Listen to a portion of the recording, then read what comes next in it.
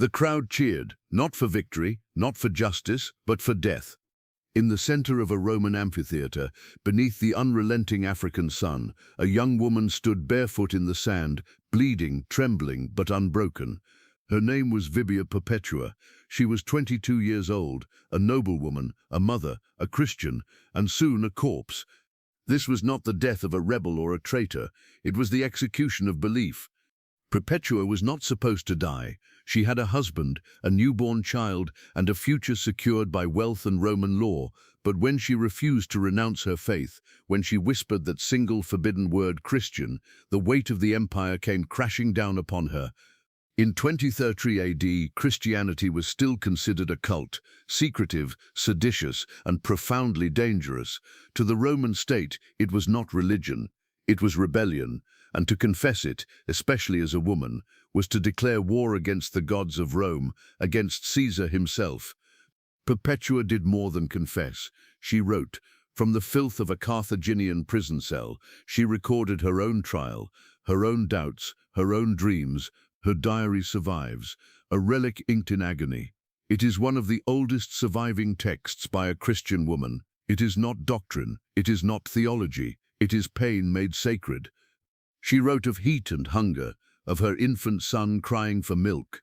She wrote of her father who knelt before her in chains, begging her to recant, and she wrote of her refusal, a quiet defiance that would end in spectacle, in front of thousands, as beasts tore at her flesh and the sword hovered at her throat. Why did a woman with everything choose death?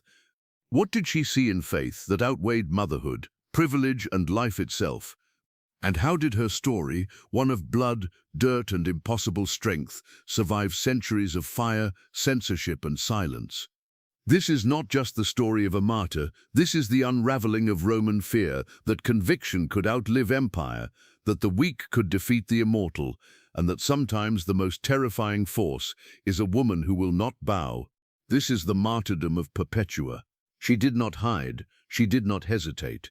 Perpetua declared her faith in public, knowing it could kill her. She was Roman nobility, born into the upper class of Carthage, the glittering jewel of Roman Africa.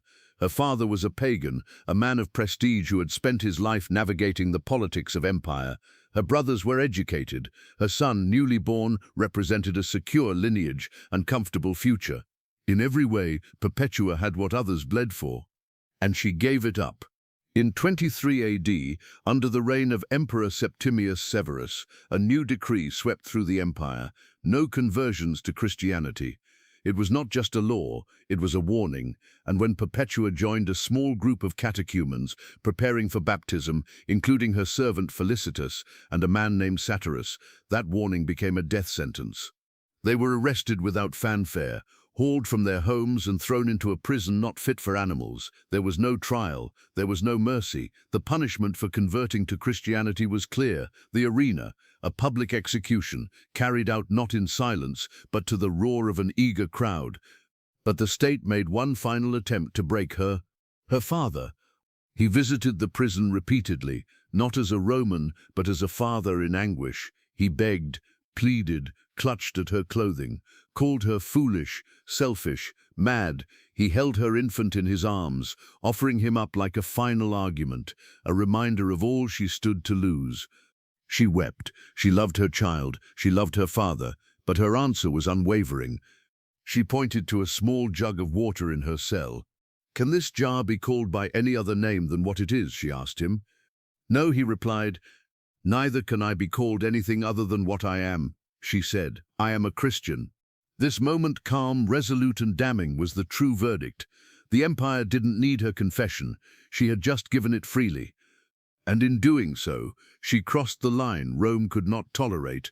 She did not curse the gods. She did not lift a sword. She simply refused to bow. And for that, she would die. But not yet. Because Rome was not done humiliating her. Her sentence was not just death, it was death as entertainment, and before the beasts could rip her open, the empire would strip her of dignity, one layer at a time.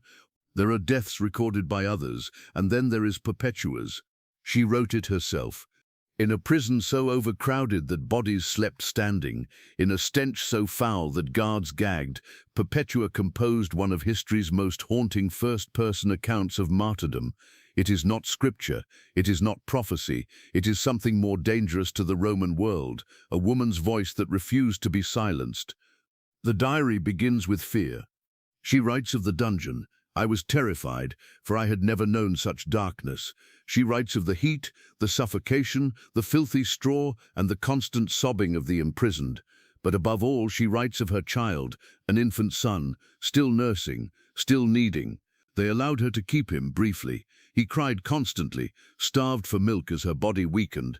But when they finally brought him to her, she writes that the prison became for a moment a palace. Then came the dreams. On the eve of her execution, Perpetua began to see things, not delusions, not hallucinations. She called them visions, and in them the boundaries between life and death dissolved. In one she saw a golden ladder reaching to heaven, guarded by a monstrous dragon. Around the ladder were weapons, hooks, swords, spears, and only those who believed could climb it. She did not hesitate. She stepped over the dragon's head and began to ascend, barefoot, bleeding but untouched by fear. At the top waited a man, radiant, ancient, who offered her cheese in a heavenly garden. To Perpetua, this was not madness, it was confirmation. A feast awaited her, not in life, but in death. She saw her dead brother Dinocrates, a child who had died of a face tumor, alone, thirsty, suffering. She prayed for him, and then in another vision, she saw him healed, drinking from a golden chalice. Her martyrdom, she believed, had reached beyond the grave. Even Felicitas, her slave, her sister in faith, began to dream. At 8 months pregnant, she feared she would miss execution and be left behind. Roman law forbade the killing of a pregnant woman. But Felicitas prayed to deliver early, not to live, but to die with her companions. She went into labor 2 days before the execution. Her screams filled the prison. A Roman guard mocked her. "If you cry out like this now, what will you do when the beasts tear you apart?" Felicitas, drenched in sweat, her body torn by childbirth, looked up and answered, "Now it is I who suffer. Then another will be in me, who will suffer for me because I suffer for him." No philosophy, no poetry, just agony turned into defiance. The diary ends not with tears, but with preparation. They dressed in white robes, they embraced one another, they forgave their jailers, and when the day came, they walked out of the prison as if walking into a sanctuary. The arena awaited, and with it the final chapter of their testimony, not written in ink, but in blood. Carthage woke early that day. It was not a holiday, yet the city throbbed with excitement. Merchants closed their stalls, children were lifted onto shoulders, the amphitheater, that monstrous theater of state cruelty, filled with bodies eager for one thing, spectacle. And the spectacle would begin with blood. Perpetua, Felicitas, Satyrus, and the others were marched from their cell like animals to slaughter, but they did not shuffle. They walked with heads high, clothed in the white robes of baptism, unstained, defiant. Their faces bore no makeup, no adornment, and yet it was the crowd who could not look away. The Romans had planned a ritual of humiliation. The women were to be dressed in the skins of wild beasts, a symbolic stripping of humanity meant to make them prey in every sense. But Perpetua protested, loudly, publicly. "We came here to die for our faith," she said, "not to be degraded." The officials, unnerved by her calm, relented. She entered the arena dressed not as a victim but as a martyr. The first beast unleashed was a wild cow chosen for its symbolic insult to female dignity. It gored Felicitas first, tossing her into the air like broken cloth. Blood spattered the sand, bones cracked audibly. Then it turned to Perpetua, who was struck down, trampled, and left in a daze, her tunic torn, her body bruised. And still she stood. She saw her hair had fallen loose, and in a moment that stunned even the bloodthirsty crowd, she calmly pulled it back and pinned it in place. A martyr, she believed, should not die disheveled like one in mourning. Even at the brink of death, she chose dignity. Then came the swords. When the animals had not finished the job, the executioners stepped forward, boys, barely trained, their hands shaking.